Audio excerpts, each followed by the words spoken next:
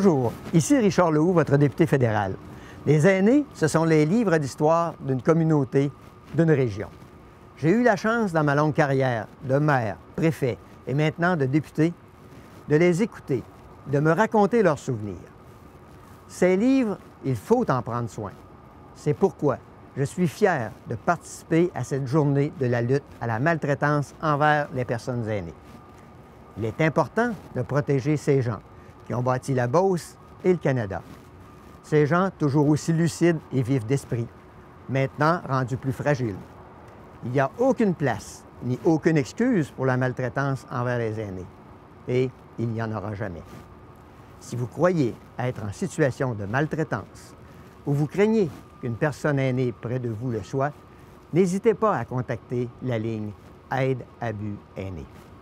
Je vous invite à porter fièrement un vêtement ou un accessoire mauve, couleur officielle de cette campagne de sensibilisation. Célébrons ensemble la Journée mondiale de la lutte à la maltraitance envers nos aînés. Bonjour, ici Luc Provençal, député de Beauce-Nord. En cette Journée mondiale de lutte contre la maltraitance des personnes aînées, il faut se rappeler que nos aînés, ce sont nos bâtisseurs, notre mémoire collective, notre patrimoine humain. Il faut en prendre soin et il est de notre devoir de les protéger. Je vous remercie et je vous souhaite une excellente journée. Bonjour à vous, chers téléspectateurs et téléspectatrices. Je me présente, Julie Forgue, coordonnatrice régionale spécialisée en lutte contre la maltraitance envers les personnes aînées pour la région de Chaudière-Appalaches. Aujourd'hui, pour tout le mois de juin et même durant toute l'année, il est important de se rappeler que le 15 juin est la Journée mondiale de lutte contre la maltraitance envers les aînés. C'est quoi la maltraitance envers les personnes aînées? C'est lorsqu'un ou plusieurs gestes sont posés envers la personne et lui causent du tort, de la violence, des cris, des menaces. Il y a des conséquences pour la personne aînée, une détresse, une souffrance. La maltraitance peut même s'exprimer par l'absence de gestes à poser qui est nécessaire au bien-être. On laisse la personne sans aide alors qu'elle en a besoin. On ne lui donne pas sa médication, son repas. La maltraitance peut être intentionnelle ou non, ce qui signifie qu'il est possible que la personne qui est en train de nuire ne sache pas ou ne comprenne pas la portée des gestes qu'elle pose ou ceux qu'elle ne pose pas. On parle de maltraitance lorsqu'elle est vécue dans le cadre d'une relation où il devrait normalement y avoir de la confiance. Un proche, un enfant, un membre de la famille, un membre du personnel soignant. Leur souffrance et leur détresse en sont d'autant plus significatives. Que ce soit par des actions inadéquates posées ou par l'absence d'actions adéquates, la maltraitance a de graves conséquences sur toutes les sphères de vie de la personne. Elle peut même mener au suicide. Nous devons lutter contre cette maltraitance. Nous en avons la responsabilité comme individus et comme collectivité. Profitons également de la journée du 15 juin pour promouvoir la bientraitance envers les personnes aînées et ainsi se comporter de façon bientraitante envers elles. Respectons-les, respectons leurs choix, soucions-nous d'elles, demandons-leur ce qu'elles souhaitent, ne tolérons plus l'inacceptable. C'est dans cet esprit que je vous convie à cette émission Autres en couleur où il sera question de bientraitance envers les aînés. Restez à l'écoute, vous ne le regretterez pas. Et sur ce, bonne émission!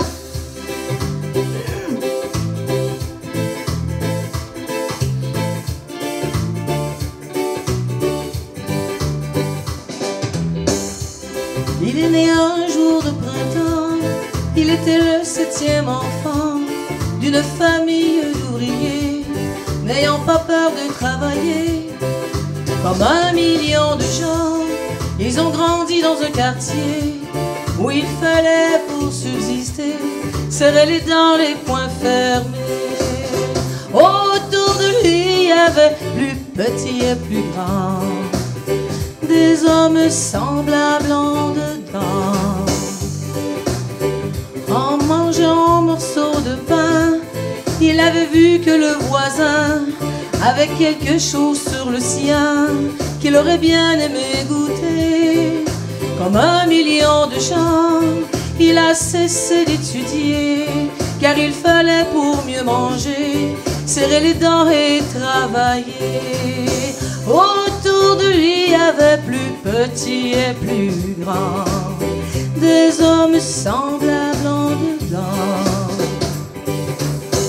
Puis un jour il a rencontré une femme qu'il a mariée, sans pour cela se demander si du moins il pouvait l'aimer. Comme 1 million de gens, il a vieilli dans leur quartier, et leurs enfants pour subsister serrent les dents, les poings fermés. Autour de lui il y avait plus petits et plus grands, des hommes semblables en dedans. Comme 1 million de gens qui pourraient se rassembler pour être beaucoup moins exploités et beaucoup plus communiqués, se distinguer, se raisonner, s'émanciper, se libérer, s'administrer, se décaver, s'équilibrer, s'évaporer, s'évoluer, se posséder.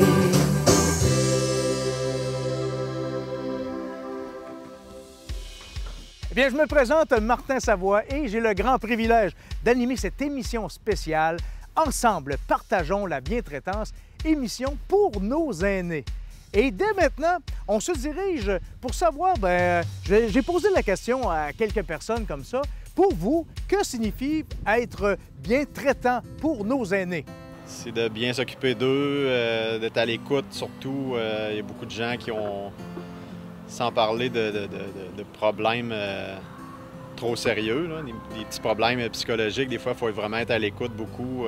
La bientraitance, c'est aider les aînés puis leur offrir des services pour qu'ils se sentent bien. Bientraitance, je vois que c'est être honnête envers ces personnes-là et de les bien traiter. Je leur offre des retours en arrière, là. Des retours pour leur ramener des souvenirs puis pour les rendre joyeux puis pour qu'ils aient du plaisir. C'est quoi que tu leur joues? L'accordéon. Ce qu'ils ont de besoin le plus possible, là, les soins premiers s'ils sont malades, ou encore des effets personnels, répondre à leurs demandes. On a l'impression des fois que les personnes âgées sont un peu délaissées. Ils ont pensé à nous jusqu'à temps qu'on ait 18 ans, mettons. Là. Fait que je pense que c'est un juste retour des choses de penser à eux. La solitude. La personne cherche à communiquer. Ça fait que ça prend une personne, une présence physique. Ça peut être, dans les cas actuels, c'est difficile à cause de la pandémie. On a toujours le téléphone, puis la tablette, et puis les autres choses. Mais la présence physique, c'est primordial. C'est d'avoir toujours une pensée pour nos parents, même des fois des oncles, des tantes, que oui, tu penses que t'as pas de cousins, cousines, mais eux autres, ils n'ont pas d'enfants, justement, à s'occuper d'eux. Les grands-parents, les tantes, les oncles. Toujours penser à ceux qu'on sait qu'ils n'ont pas de ressources extérieures. Là. Je vous en donne, moi, une définition de la bientraitance. La bientraitance vise le bien-être, le respect de la dignité, l'épanouissement, l'inclusion, l'estime de soi et la sécurité de la personne. Elle s'exprime par des attentions, des actions, des attitudes, des pratiques respectueuses, des valeurs, de la culture, des croyances, du parcours de vie, de la singularité et des droits et libertés de la personne aînée. Alors maintenant, allons rencontrer Marc Bordelot et René Gay qui vont nous faire une mise en situation de ce qui pourrait arriver dans la vie de tous les jours et on va voir qu'est-ce qui est fait peut-être dans un côté maltraitance et comment ça aurait pu être transformé en bientraitance. Bonjour, Lise, ça va? Ah ouais? Hey! T'as une bonne nouvelle? Ça va faire du bien. C'est où, Nous là? autres, tu savais que l'Alzheimer de ton père, là, il y a des pires puis d'encore pires journées. Je vais aller là. Attends un petit peu, Lise, ton père me dérange. Je vais y aller, là. Qu'est-ce que tu veux? Je vais y aller, là. T'es donc bien mêlé aujourd'hui. Je vais là. Je comprends rien de ce que tu C'est ça, me dis. Laisse-nous parler en paix 2 minutes. Ça, là. Bon. Dis-le ta bonne nouvelle, ça me ferait du bien. Attends. Roland! Oh non! C'est toi qui sens ça? Hey! C'est la troisième fois que tu me fais ça en pleine face cette semaine. T'es dégueulasse. Lise, faut que je te laisse ça. Ton père a encore fait dans ses culottes. C'est ça. Bye. Mais là, viens. Mais la prochaine fois, dis-le plus vite que ça. Là, moi, à retenir ses toilettes. Allez aux toilettes. Rentre-toi là dans ta petite tête, là. Puis là, on va aller aux toilettes. Il va falloir que je fasse un autre lavage à cause de toi. Bonjour, Lise, ça va? Nous autres? Ah ben, tu sais, avec l'Alzheimer de ton père, il y a des bonnes puis un peu moins bonnes journées. Aujourd'hui, on n'est pas là très bonne. Oui. Ah oui? Je suis contente pour toi. Roland? C'est quoi, là? C'est quoi, là? Lise va changer d'emploi. Non, je... Attends un petit peu, Lise, je te reviens tout de suite. Je vais y aller, là. Excuse, Roland. J'ai pas compris ce que tu me disais. Je vais y aller, là. Qu'est-ce que tu veux? C'est par là, là. Roland, veux-tu manger? Non. Je veux... Roland, veux-tu marcher? Non, je vais aller... Oh, tu vas aller aux toilettes? Lise, faut que je te laisse tout de suite. Pour m'aider? Hey, sais-tu, oui, tu pourrais t'informer à la pharmacie au sujet de sous-vêtements absorbants. C'est pour le problème de ton père dont on s'est parlé. OK. Je te remercie. On se rappelle. Bon. Ouf. Voilà. Tu as eu un petit accident, hein? Ben, c'est de ma faute. J'aurais dû raccrocher plus vite. Mais là, Roland, on va y aller aux toilettes. On va en profiter pour faire un grand ménage. C'est pas plus grave que ça. Viens-t'en. Regarde, Roland, c'est par là. Regarde, c'est la porte qui est là. Je te rejoins. Vas-y. Ouais. Mais après 3 fois cette semaine, il faut que je commence à penser à des solutions. Je vais recontacter la Société d'Alzheimer. Je suis certaine qu'ils vont avoir des trucs à me donner. Puis Lise, elle va s'informer au sujet de sous-vêtements absorbants. Puis aux 2 heures, je vais y faire penser. Ah oui.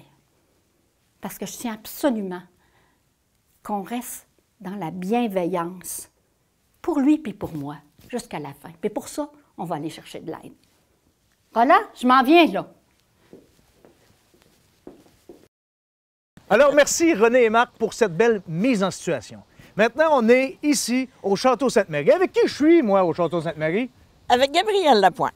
Gabrielle Lapointe. Puis qu'est-ce que vous avez à nous dire par rapport à votre implication puis à tout ce phénomène-là de bientraitance des aînés? Bien, moi, pour moi, la bientraitance, ça fait longtemps que ça me préoccupe parce que mes parents sont décédés dans une résidence, les deux.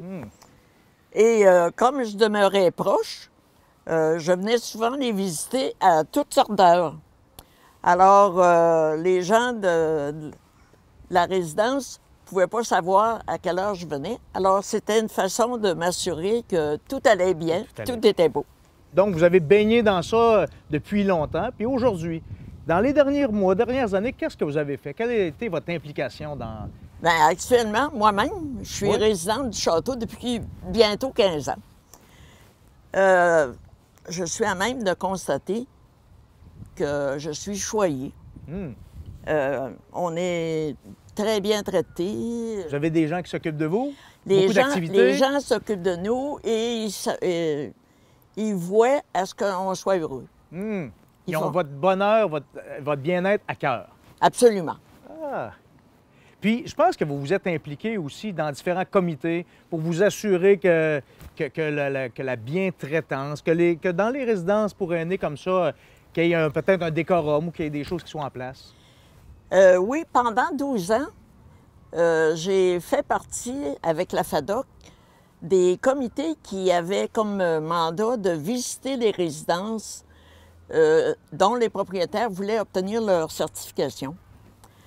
Alors, moi, mon travail consistait à rencontrer des résidents, à jaser avec eux, des résidents au hasard. Ils ne le savaient pas.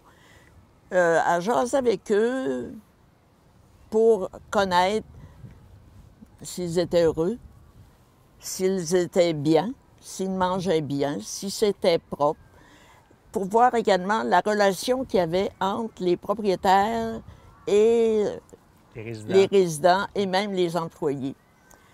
Alors, toutes ces rencontres-là m'ont permis de voir que vraiment les résidents étaient bien.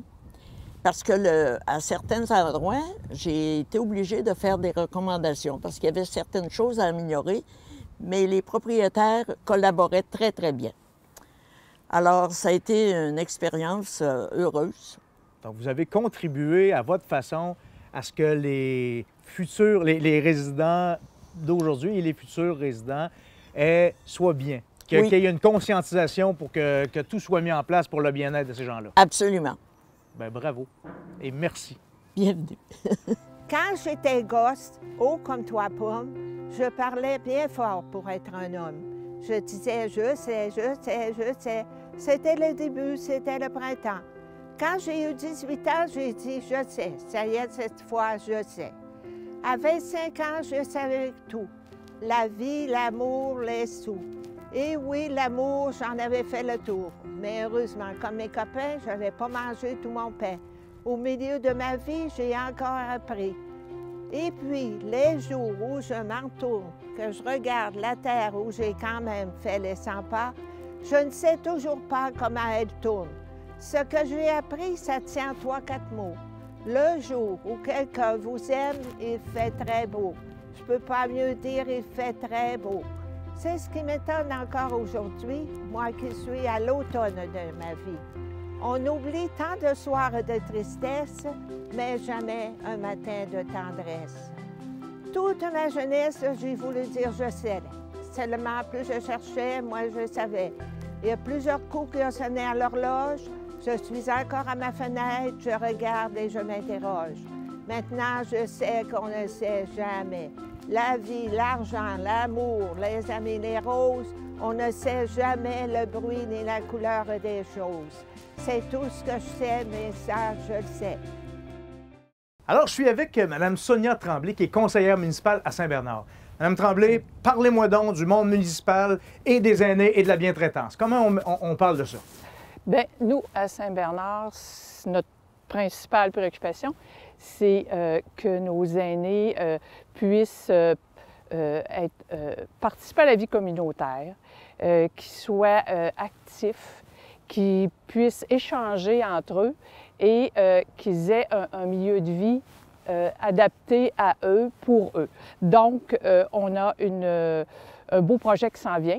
Alors, une résidence pour 24 logements, alors pour nos aînés, avec des services.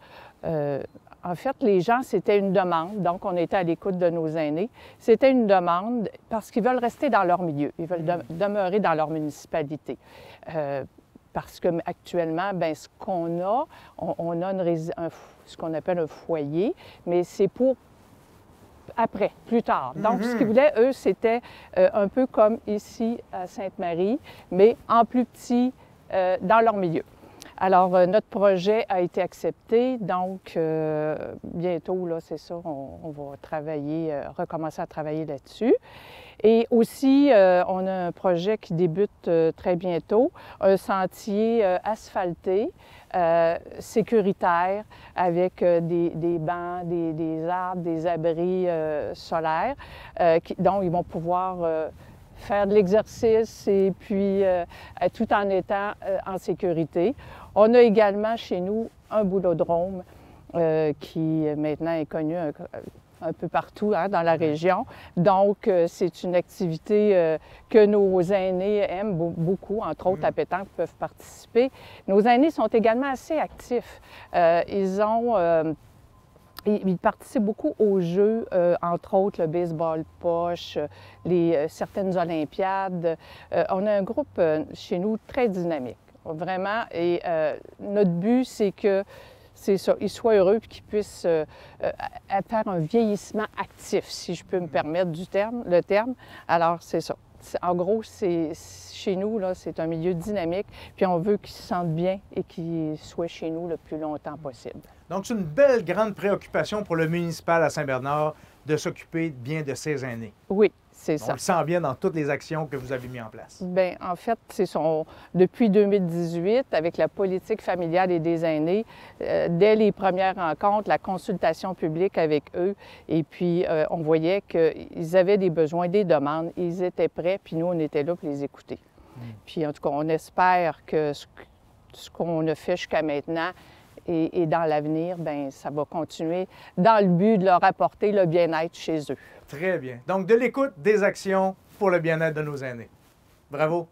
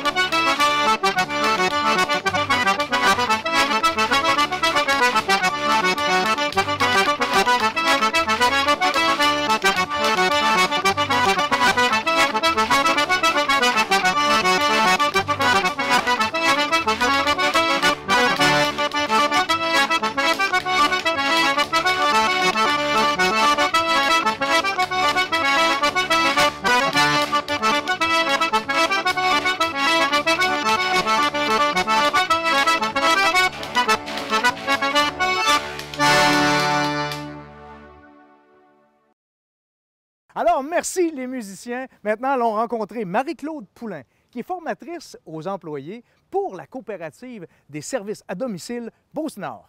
Moi, je m'appelle Marie-Claude Poulain. Je suis conseillère en formation pour les coopératives de services à domicile à Saint-Georges et Saint-Joseph. Ça fait déjà quand même un certain temps. Ça fait peut-être quelques années, je dirais peut-être 5 ans que je suis conseillère, mais au tout début, j'ai commencé comme préposée. Donc, au fur et à mesure, justement, moi, je suis devenue une conseillère, mais je serai toujours une préposée au plus profond de mon âme, qu'on peut dire. Donc, j'aime beaucoup les gens. C'est un peu pour ça aussi que moi, je voulais accompagner tous les préposés là, qui sont à domicile. Et je réalise vraiment un rêve là, en faisant ces démarches-là. Donc, le fait de les rencontrer, de les emmener là où ils veulent aller. Parce que pour moi, justement, d'être conseillère, ça m'amène à rencontrer tous ces gens-là, les préposés et également aussi les clients. Donc, pour moi, l'attitude est importante, le savoir-être, le savoir-faire, c'est quelque chose qui est important. Dans le savoir-faire, c'est vraiment être capable de répondre aux besoins de chacun, parce que chacun est différent, donc d'apporter et de faire une différence dans la vie des gens, moi, je trouve que c'est un gros travail qu'on fait, mais quand même, quand on le fait avec une belle attitude, qu'on est positif, je pense que ça fait vraiment toute la différence. Et en plus d'apporter du réconfort aussi, le respect avec ces gens-là, la relation qui se crée aussi avec ces gens-là, c'est vraiment quelque chose de très important qui va faire la différence justement dans leur vie. Et en plus, si on peut leur permettre de rester encore plus longtemps à la maison, bien, on s'entend que nous, c'est notre mandat justement de faire en sorte que les gens demeurent le plus longtemps possible justement à la maison.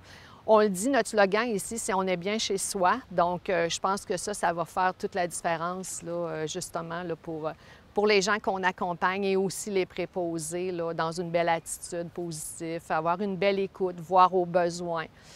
Pour moi, c'est vraiment quelque chose de très, très, très intéressant. Ah, c'est sûr que moi, l'attitude, c'est vraiment quelque chose qui est au premier plan. Ça, c'est sûr et certain. Une personne qui est capable d'écouter et d'entendre aussi. Parce qu'on peut, oui, écouter, mais est-ce qu'on entend aussi les besoins? Donc ça, moi, c'est vraiment quelque chose qui est vraiment intéressant. L'attitude, pour moi, c'est très gros. Je reviens souvent sur l'attitude parce que moi, je trouve que c'est la première des choses qu'on doit vraiment avoir. Il faut être très positif aussi, comme je disais aussi auparavant, mais vraiment, il faut savoir tout faire aussi. Il faut savoir écouter, entendre. Vraiment, là, c'est vraiment ça là, qui va démarquer, en tout cas, beaucoup là, une préposée, là, dans sa façon aussi d'avoir son écoute, sa discrétion. Parce qu'on s'entend que la discrétion, la confidentialité, c'est dur aujourd'hui de nos jours de retrouver ça chez quelqu'un, mais quand on a les préposés, moi je les appelle mes petits rayons de soleil pour la majorité des clients là, qui ont une préposée qui va à domicile, que ce soit autant dans l'entretien que dans les soins, le respect est tellement important et c'est un large mot quand même, le respect, là. Fait que c'est ça qu'il faut travailler beaucoup là, quand moi, je les rencontre, en tout cas, il faut qu'ils démontrent beaucoup d'attitude, puis il faut qu'ils me démontrent qu'ils ont la flamme, justement, de faire du domicile. Pour moi, la bientraitance, c'est faire en sorte de bien traiter nos gens, justement. Et c'est pour ça que nous, la coopérative, c'est aussi notre mandat, le fait que, oui, on veut les garder à la maison, mais on veut être là pour eux autres, on veut bien les accompagner dans leur choix de rester à la maison. Et ça, c'est quelque chose qui est vraiment important.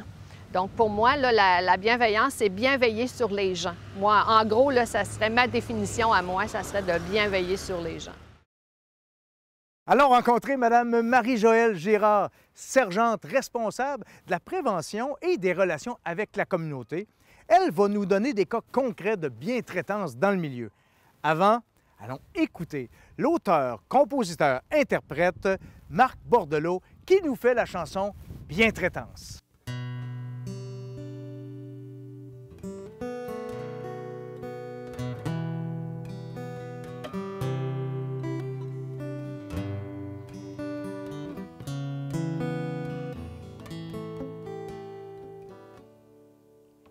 OK, je vais m'arranger.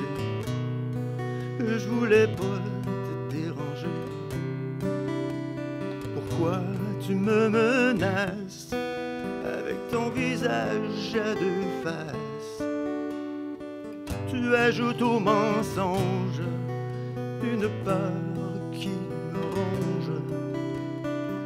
Moi, tout ce que je veux, que tout le monde soit heureux.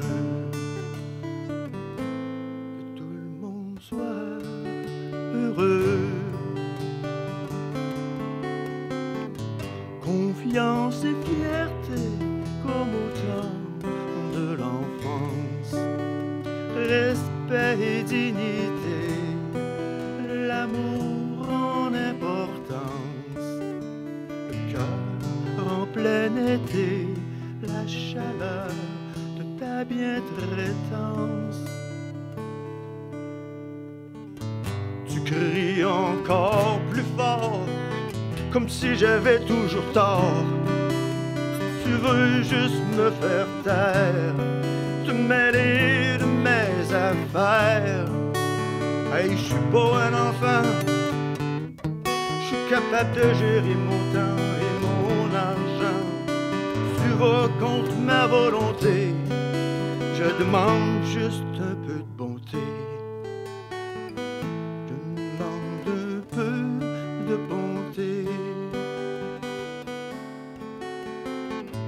Confiance et fierté comme au temps de l'enfance, respect et dignité, l'amour en importance, le cœur en plein été, la chaleur de ta bientraitance. Tu fais tout pour m'humilier, écraser ma dignité, plein de préjugés sur mon âge, victime de ton chantage. Je sais pas à qui m'adresser quand je me sens dépassé. J'espère que ça aura arrêté, me sentir en sécurité, me sentir en sécurité.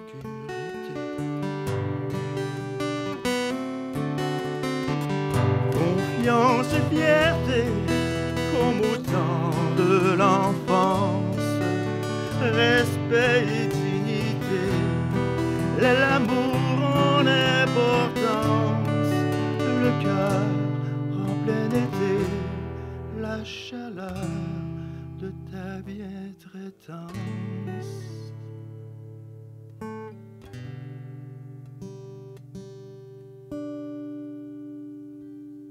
La bientraitance au sein d'un organisme comme la Sûreté du Québec, en fait, ça se concrétise par exemple, le policier qui va immobiliser le véhicule de police près d'un aîné qui marche pour s'informer de lui, lui faire un brin de jasette, valider son sentiment de sécurité. Ça peut être aussi le policier qui va se donner la peine de faire ralentir la circulation pour laisser le temps à un usager vulnérable de traverser une intersection. Ça peut être aussi, en fait, tout simplement éviter de juger une personne vulnérable qui va commettre une imprudence, plutôt prendre le temps de lui expliquer, de l'éduquer pour avoir un meilleur comportement la prochaine fois et éviter de se mettre en danger. Aussi, comme intervenant de première ligne, c'est sûr qu'on est souvent appelé à repérer des besoins, la détresse. Donc, ça peut se concrétiser aussi par le policier qui va prendre le temps de regarder qui serait la bonne personne, le bon service, le bon organisme qui pourrait aider aux besoins repérés et de mettre, en fait, d'attacher le service suite à l'intervention. Ça peut aussi se concrétiser, en fait, par la création de programmes, comme par exemple le programme de parrainage parrain citoyen vulnérable. Ce programme-là, en fait, il a pour but d'augmenter le sentiment de sécurité des personnes vulnérables en créant un lien de proximité entre le policier parrain et la personne parrainée. Et je vous dirais aussi peut-être, comme organisation, juste le fait de libérer un membre policier pour siéger sur les tables, les comités qui travaillent à contrer la maltraitance et à augmenter le bien-être et la bientraitance. Ça peut aussi être une action quand même louable. Alors voilà pour mes quelques exemples là, de bientraitance au sein du milieu policier. Nous sommes maintenant rendus à la conclusion de cette émission spéciale qui parlait de bientraitance pour nos aînés. Je suis avec Mélanie Drouin, qui est avec moi, qui a fait partie de la conception de l'équipe de travail qui a monté cette émission-là. Puis j'aimerais ça, Mélanie, que tu nous dises, si jamais il y a des gens qui ont, parmi ceux qui écoutent aujourd'hui, qui peuvent vivre la maltraitance ou qui sont témoins de peut-être des actions qui pourraient s'apparenter à la maltraitance, qu'est-ce qu'ils peuvent faire concrètement maintenant? Bien, en fait, à premier abord, ce qui est important, c'est que ces personnes-là sachent qu'il y a des organismes qui existent pour les aider. D'une part, évidemment, c'est de parler avec une personne de confiance dans leur entourage à qui ils peuvent ouvrir la porte sur, en fait, briser le silence sur la maltraitance qui peut être vécue. Sinon, du moins, on peut aller aussi vers des intervenants qu'on connaît dans notre région, des organismes qu'on connaît dans notre région. Si on ne sait pas vers qui se tourner, on peut communiquer avec le 211, qui est un service provincial pour connaître les organismes de notre région qui peuvent nous aider. Sinon, il y a aussi le 811 pour parler à un travailleur ou une travailleuse sociale là, de ce qui nous préoccupe. Et bien évidemment, la ligne aide abus aînés, là, qui est vraiment la ligne pour parler de la maltraitance qui peut être vécue. Là. Donc, s'il y a un petit numéro à retenir, c'est le 211 pour connaître l'ensemble des ressources de votre région. Tout à fait. Sinon, le 811 pour vraiment être en contact avec quelqu'un qui va nous répondre. Tout à fait. Ça? Oui. Merci beaucoup. Ça Merci fait d'avoir plaisir. participé Merci. et d'avoir organisé ça pour tous ceux qui nous écoutent. Et on va dire bravo à vous et que ces aînés soient dans un milieu exceptionnel, qu'ils soient bien, qu'ils soient heureux. C'est ce qu'on souhaite tout le monde. Tout à fait. Merci.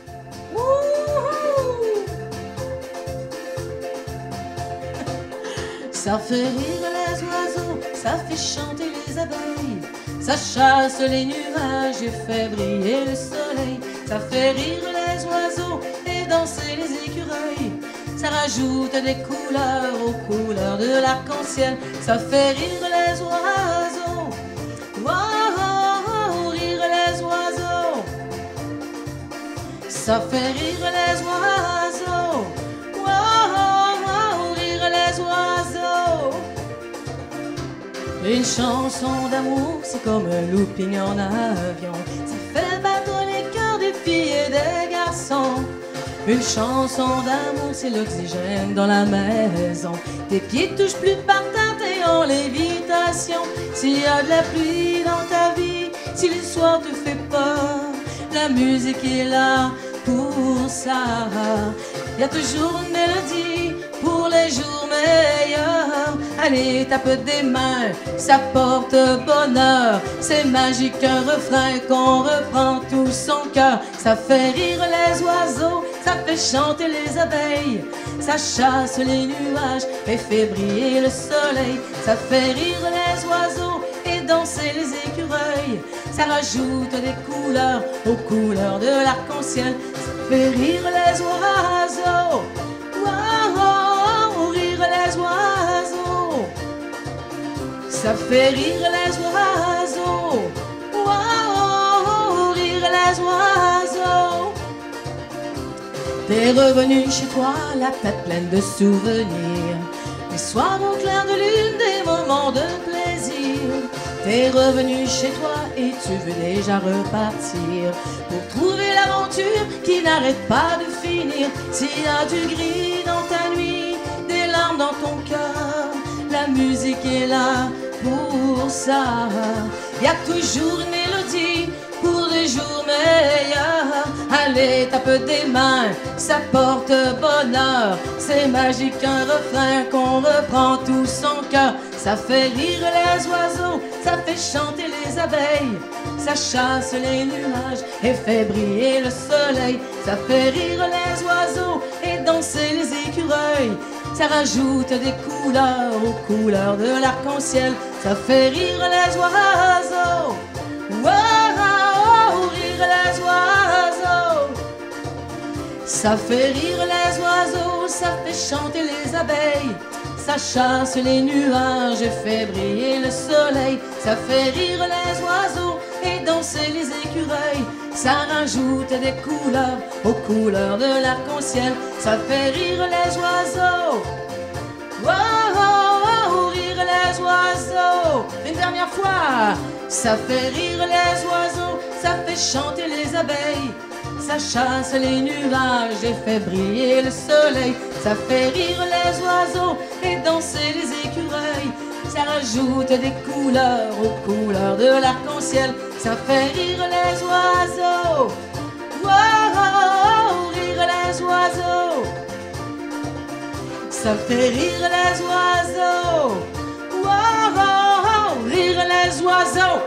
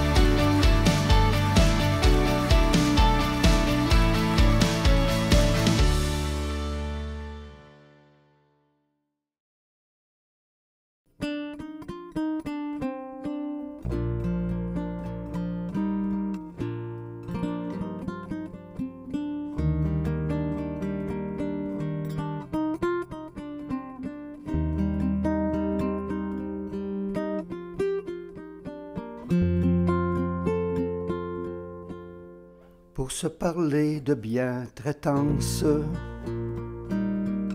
arriver à en faire une danse. Il faut parfois mettre des mots, même dénoncer ce qui sonne faux. Il y a des paroles qui désolent, des attitudes qui clouent au sol, qui blessent la sensibilité,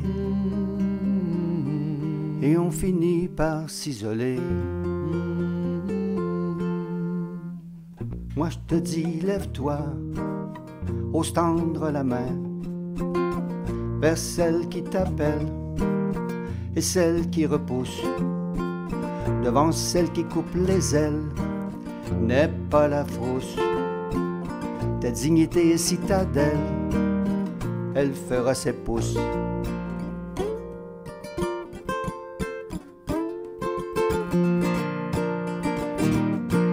On a tous besoin d'être aimés,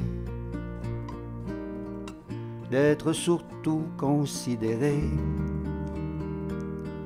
qui nous aidera à retrouver la force qu'il faut pour s'en rappeler. Nous avons tous besoin des autres, d'avoir une place et d'exister.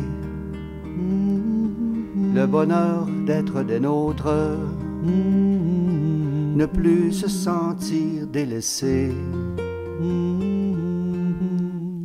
Moi je te dis, lève-toi, ose tendre la main vers celle qui t'appelle et celle qui repousse. Devant celle qui coupe les ailes, n'aie pas la frousse. Ta dignité est citadelle, elle fera ses pouces.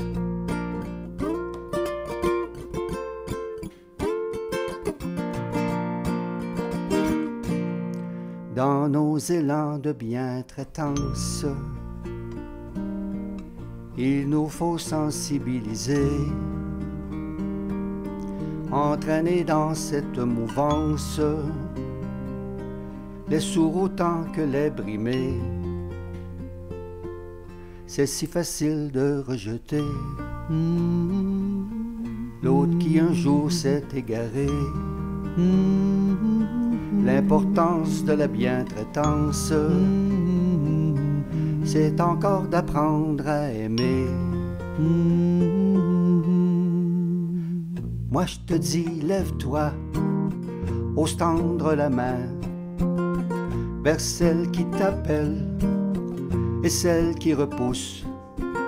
Devant celle qui coupe les ailes, n'aie pas la frousse. Ta dignité est citadelle, elle fera ses pouces.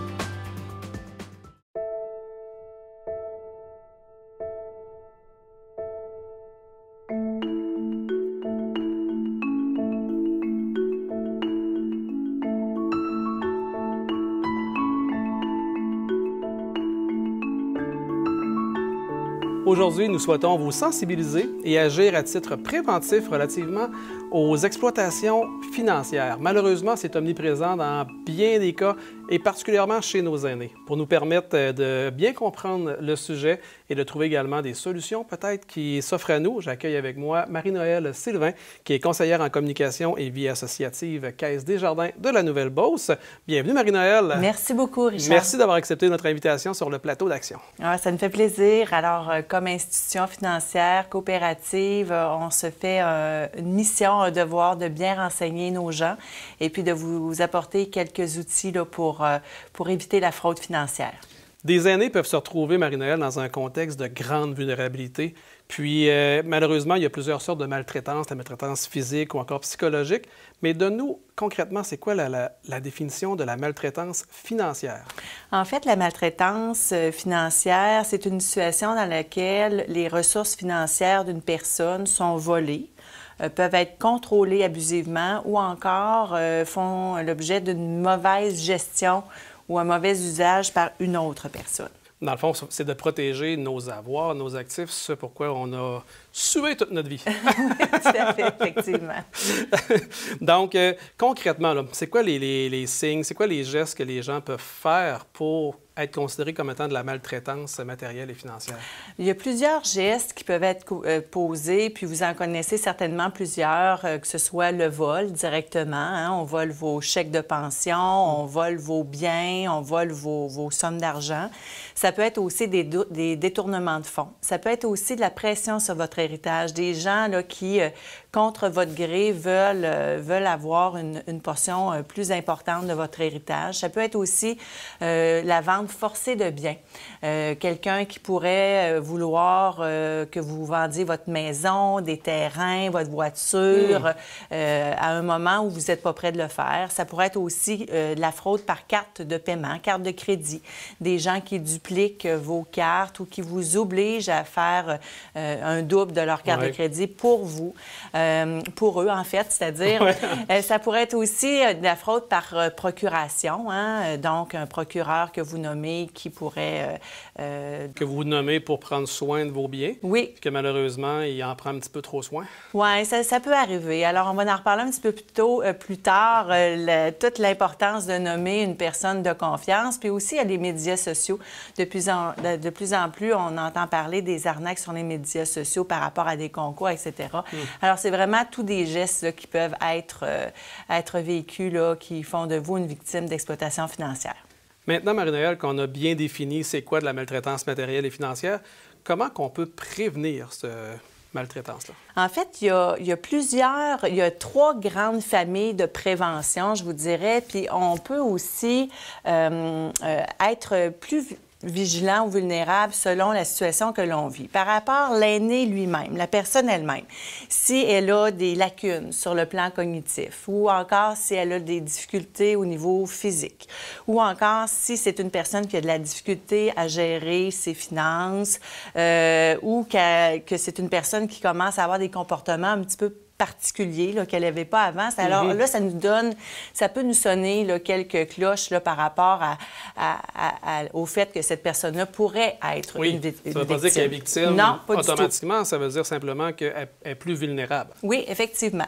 Dans un deuxième temps, il y a la situation sociale de la personne. Donc, par exemple, si nous-mêmes ou la personne, notre proche, devient plus isolé qu'avant, devient plus irritable.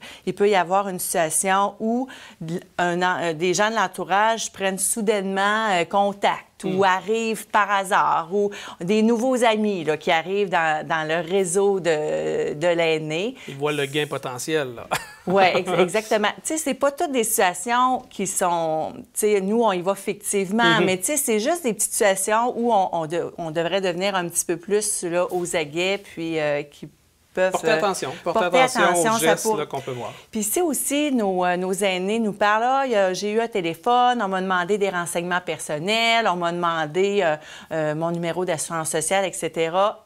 Une autre cloche très importante, donc de vraiment là, essayer de donc, pas besoin pousser plus loin. Aussi, excuse-moi, quelqu'un qui vous appelle pour vous demander ces informations-là, ça ne peut pas arriver dans le monde normal. Non, Donc, si jamais quelqu'un vous appelle pour des renseignements personnels, exemple, numéro de l'assurance sociale, numéro de permis de conduire, carte d'assurance maladie, peu importe, c'est pas normal. Non, effectivement. On ne donne pas ça par téléphone, etc. Effectivement.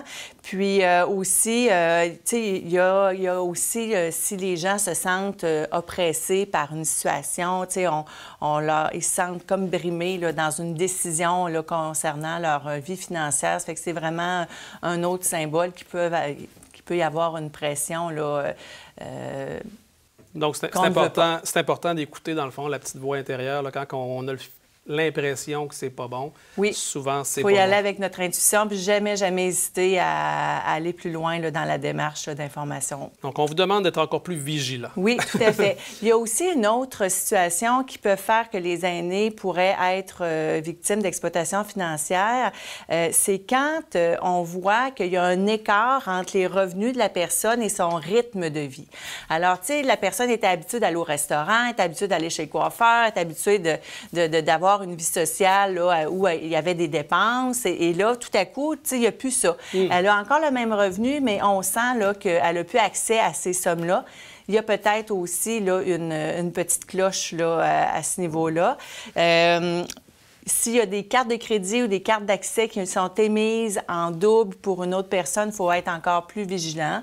Il y a aussi, si on voit qu'il y a eu des vols, etc., des sommes qui ont été subtilisées, bien évidemment, il faut bien être au fait de ça. Donc, tous ces signes-là, dans le fond, Marie-Noël, peuvent être perçus par les gens de notre entourage. Ça peut être quelqu'un de proche, ça peut être un ami, ça peut être un parent, ça peut être le cercle rapproché des personnes aînées. Donc, c'est à eux et à nous de faire attention. De dénoncer les situations, effectivement. La meilleure façon pour contrer justement l'exploitation financière, c'est d'abord de la prévenir. On en a parlé depuis tantôt, mais c'est quoi les conseils qu'on pourrait donner pour justement éviter les abus financiers?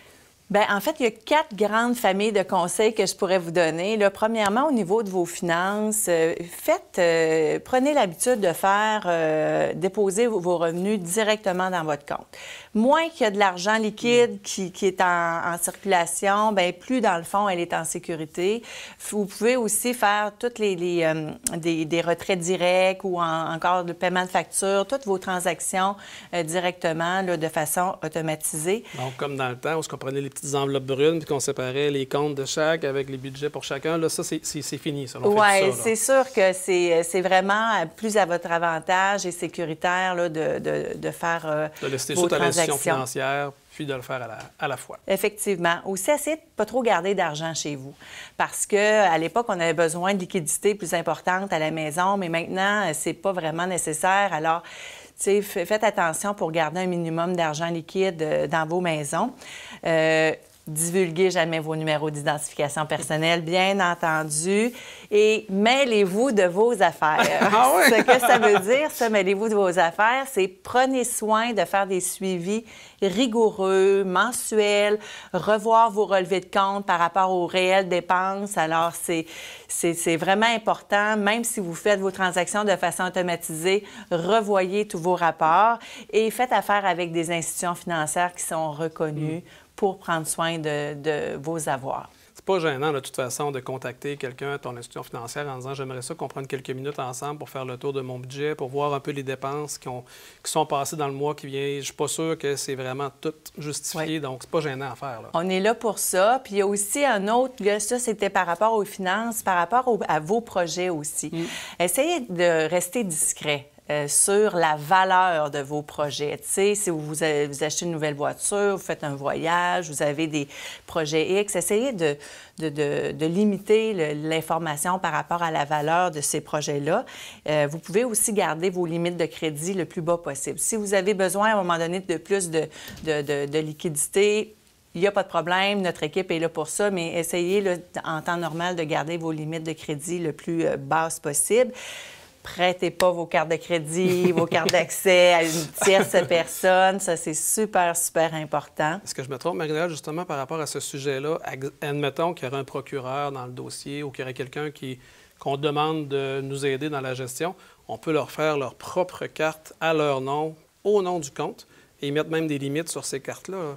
Écoutez, il y a beaucoup d'outils qui sont disponibles. C'est sûr que les procureurs, il faut que ce soit une personne de confiance. Puis on ne veut pas vous épeurer aujourd'hui, pas du tout. Les procureurs sont essentiels dans certaines situations, en cas d'inaptitude ou peu importe, mais il faut juste vraiment nommer les bonnes personnes de confiance pour vous accompagner là-dedans. Au niveau des aspects légaux aussi, ce qui est très, très important, quand on vous demande des signatures, prenez le temps de lire les documents. Puis si vous ne les comprenez pas, demandez l'information. Fait que ça, là, de comprendre ce qu'on signe, c'est vraiment super important. Aussi, choisissez une personne de confiance comme procureur, comme je le disais. Oui. Si vous avez aussi besoin de changer vos testaments, vos mandats d'inaptitude, référez-vous à des conseillers juridiques reconnus. Alors, faites pas ça sur le coin du bureau, là, c'est trop important. Prenez le temps d'appeler votre conseiller juridique là, pour que vos documents soient vraiment modifiés là, à votre convenance, puis soient légaux. Au niveau des médias sociaux aussi, faites attention aux concours et arnaques de tout genre. Quand c'est trop beau pour être vrai, là, c'est trop beau pour être vrai. Ça fait que quand on vous demande, quand on vous dit pour recevoir un montant d'argent, vous devez nous en donner... Faites bien C'est attention, c'est déjà impossible. un mauvais signe, là. Oui. Puis il y a des arnaques aussi sur des sites de rencontres. Alors faites bien attention au niveau des réseaux sociaux. Ça peut être la source d'une arnaque importante. Effectivement. Marie-Noëlle, on a maintenant défini c'était quoi exactement les signes qui pourraient être plausibles d'avoir une arnaque, d'être victime malheureusement. Maintenant, de quelle façon qu'on peut accompagner les gens? Si jamais vous pensez avoir été victime d'abus financiers ou encore si vous avez quelqu'un dans votre entourage que vous pensez qu'il peut être victime, qu'est-ce qu'on peut faire? Premièrement, là, il faut parler. Il faut parler, c'est pas une honte, hein? C'est que c'est des situations que les gens peuvent vivre quand on est un petit peu plus vulnérable ou moins au courant un petit peu des technologies des fois. Mais parlez. Vous avez un doute, parlez à un proche, parlez à quelqu'un qui travaille dans votre résidence, parlez à la caisse. Donc, c'est vraiment, là, il y a des organismes aussi qui existent sur le territoire. Alors, c'est vraiment... Il faut vraiment parler. Puis, on va donner aux gens quelques numéros de téléphone ou quelques ressources importantes. Donc, la caisse, bien évidemment, en premier, notre équipe va être là si vous avez quelques questions que ce soit. Le service de police aussi. Si vous êtes victime de fraude, de vol, c'est un acte criminel. Alors, le 911, les gens sont là pour ça.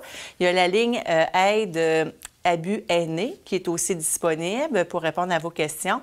Et à Saint-Joseph, au Palais de justice, vous avez un centre d'aide aux victimes d'actes criminels.